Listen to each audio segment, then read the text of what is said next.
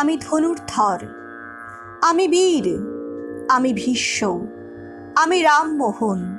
সতীদাহের মতো ঘৃণ্য অপরাধকে আমি চূর্ণ বিচূর্ণ করে দিই সমাজ থেকে।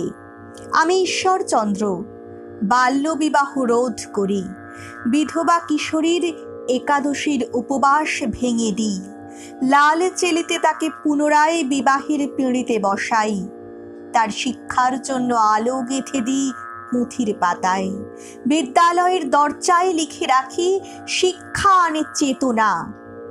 আমি পুরুষ, বুকের বামে হৃদয় নিয়ে, শরীরে বল নিয়ে আর চওড়া কাঁধ নিয়ে।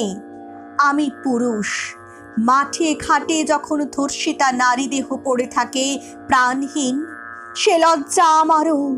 এই তো সেদিন আমার মূর্তির নিচে এসে দাঁড়ালো চারজন, সঙ্গে ছটফট করছিল কোমল শরীর, ওদের মাথায় গিজ গিজ করছিল পাপ। ওরা কোমল শরীরটার ওপর ক্ষত করছিল আঁকা বাঁকা নানা রকম।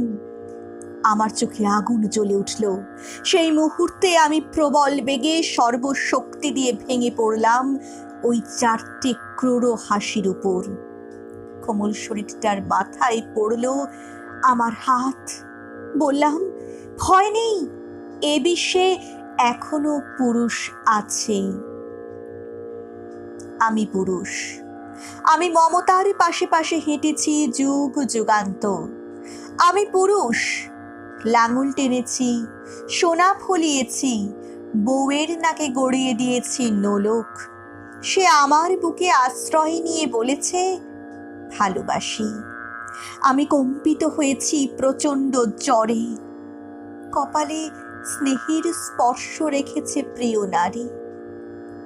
আমি পৃথিবীর বুকে পা রেখেছি মাটিতে, কপালে সে মাটির ওম তুলে নিয়ে বলেছি আমার মা। আমি পুরুষ, হিমালয় হতে শিখেছি, নরম নদীর সামনে এসে গান হতেও।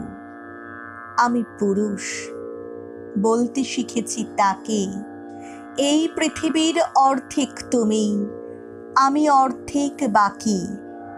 চলো দুজনায় মাটির ঘরে জড়াজড়ি করে থাকি।